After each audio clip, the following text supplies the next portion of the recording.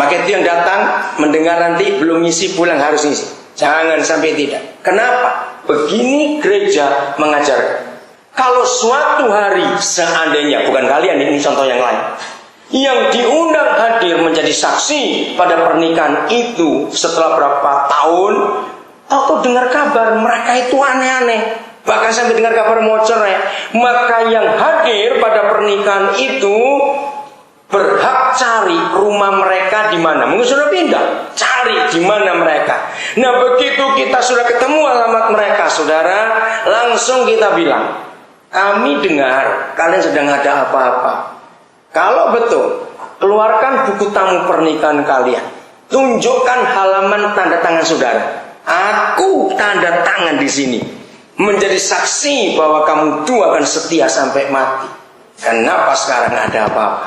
Pak itu belum tanda tangan, cepat tanda tangan. Awas kalian dua macam-macam akan dikeroyok orang sebanyak ini. Serius ini. Saudara, itu hukum gereja yang luar biasa. Maka itu nggak sembarang orang kawin kayak babi, kayak kucing, ganti-ganti pasangan saja. Maaf saya berkata kasar ini, tapi harus kita mengerti. Zaman ini gila, orang hanya tahu beranak saja. Maaf saya berkata, betul tidak? Kawin beranak, tapi nggak bertanggung jawab. Maka itu jumlah anak-anak jalanan, street kids semakin banyak. Karena pernikahan yang tidak dihormati. Kalian juga harus serius, tidak boleh macam-macam. Bahkan saudara, dalam kitab suci kita, Maleakhi 2 ayat 14, 15, 16, di situ 3 ayat itu Yahweh berfirman dengan tegas, bukan Allah yang berfirman. Kalau Allah firmannya beda.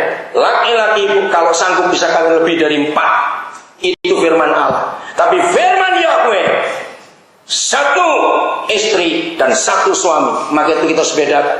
Banyak orang Kristen yang salah memanggil Tuhan. Hormati orang Muslim. Kembalikan Allah kepada yang punya. Dalam syahadat Islam jelas kalimat pertama, tidak ada Tuhan selain Allah. Kita harus merubah kata itu. Hormati mereka. Jadi Yahweh berfirman, beda dengan firman Allah. Ini yang kita harus mengerti. Hormati pernikahan. Dalam Maleakhi 2, 15-16 jelas sekali. Satu-satunya peristiwa yang Tuhan hadir menjadi saksi hanya pada waktu kita menikah. Saya akan baca ayat itu, Maleakhi 2, 15 sampai yang ke-16. Ini penting sekali. Semua kita mendengar kebenaran ini. Dan kamu bertanya, oleh karena apa? Oleh sebab Yahweh yang telah menjadi saksi antara engkau dan istri masa mudamu, yang kepadanya engkau telah tidak setia, padahal dialah teman sekutumu dan istri seperjanjianmu. Para pria, dengarkan ini. Satu-satunya peristiwa yang Maha Kudus hadir menjadi saksi. Kalau firman menyatakan Tuhan hadir, Yesus menyertai, oh itu banyak dalam kitab suci kita. Tapi satu saja yang menyatakan dia hadir menjadi saksi, yaitu ketika kita menikah. Kalian dua harus ingat ketika kalian berdiri nanti mengucapkan janji itu. Yang Maha Kudus, pencipta alam semesta hadir. Lebih daripada presiden. Seperti semua orang kalau menikah, lalu seorang kepala negara, seorang raja, seorang itu datang, wow pasti bangga, lalu foto bersama. Tapi dengan pernikahan yang benar, yang menciptakan raja dan yang menciptakan presiden yang hadir, lebih dahsyat lagi. Dan dia hadir menjadi saksi. Ini yang penting. Menjadi saksi untuk apa? Saya ulangi lagi ayat ini, dengar baik-baik. Oleh sebab Yahweh yang telah hadir menjadi saksi antara engkau dan istri masa mudamu. Jangan kecepatan baca. Kalau kecepatan baca jadi begini bunyinya. Oleh sebab Yahweh yang telah menjadi saksi antara engkau dan istri mudamu. Beda loh saudara. Istri masa muda dengan istri muda. Itu beda jauh. Betul? Bukan istri muda, awas salah baca. Apa arti kata istri masa muda? Yaitu istri yang satu dari awal itu. Tidak boleh pengganti. Seandainya pengantin pria, misalnya maaf, terjadi sesuatu, maka itu maaf saudara. Jangan saudara menikah karena wajah atau karena penampilan. Maaf. Kenapa? Secantik-cantiknya seorang perempuan, kalau hamil itu pasti jelek. Sungguh, percayalah. Seandainya jangan benar. Tiba-tiba istrimu berubah suatu hari. Wah kok jadi jerawatan semua misalnya. Wah kok jadi begini misalnya. Ini cuma contoh. Contoh ada perempuan lain lebih cantik, lebih pintar, lebih hebat, lebih segala-galanya. Ingat, janjimu hari ini cuma satu, gak ada yang lain. Begitu kalau pengantin perempuan. Semua orang bisa berubah dalam hidup. Tiba-tiba suamimu bisa berubah. Enggak secakap sekarang, enggak segagah sekarang. Janji kepada yang Maha Kudus, pencipta alam semesta yang hadir menjadi saksi bahwa pengantin perempuan hanya mau setia pada satu laki-laki. Saudara, inilah kebenaran istri masa muda yang kepadanya engkau telah tidak setia. Jadi suami istri harus setia. Tidak ada cara lain. Ayat 15. Bukankah Tuhan yang esa, yang satu itu menjadikan mereka laki dan perempuan dari daging dan roh? Dan apakah yang dikehendaki kesatuan itu? Jawaban Bapa di surga, keturunan ilahi. Aneh saudara, yang menikah kita, kenapa Tuhan bisa ikut punya anak? Keturunan ilahi.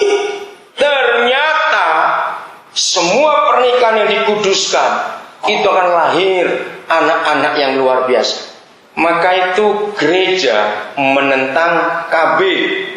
Bukan tidak hormat pada hukum pemerintah. Maling aja anaknya bisa 10. Masa orang benar kalah, nanti kalah voting. Maaf. Kalau kita takut akan Tuhan, anak-anak akan dikuduskan sejak dalam kandungan. Dan itu luar biasa. Jadi papa mama siap punya 20 cucu dari mereka. Siap tuh ya? Oke. Lihat papa mama masih sanggup nanti. Awas. Lanjut. Jadi Tuhan ingin kalian melahirkan keturunan ilahi. Hebat sekali. Salah satu bagian dalam konseling pernikahan mereka, saya mengajarkan pada mereka bahwa anak pertama tidak boleh dijaga. Karena Tuhan kita adalah satu-satunya Tuhan. Dan kitab suci kita adalah satu-satunya kitab suci yang mencari anak sulung. Maaf, untuk mempersingkat waktu, tidak semua anak pertama itu anak sulung. Catat kalimat ini. Saya harap saudara ngerti, saya ulang. Tidak semua anak pertama itu anak sulung. Inilah satu-satunya alasan mengapa Yang Maha Kudus memberi sebuah penutup yang tipis tapi hebat di rahim perempuan yang namanya kegadisan, keperawanan atau kesucian. Kenapa? Karena Tuhan ingin setiap pernikahan melahirkan anak-anak sulung. Di dalam Ibrani 12 saudara, ada ayat yang hebat. Kalau nggak salah 28, saya lupa, atau 27 nanti di rumah cari. Suatu hari Tuhan itu mengharapkan pada akhir zaman ini ada gereja yang anggotanya semua anak-anak sulung. Karena pengantin buka, ya Alkitab saya akan lihat juga ayat berapa itu. Ibrani 12. Bayangkan bagaimana Papa di surga mengharapkan ada gereja yang jemaatnya semuanya anak-anak sulung.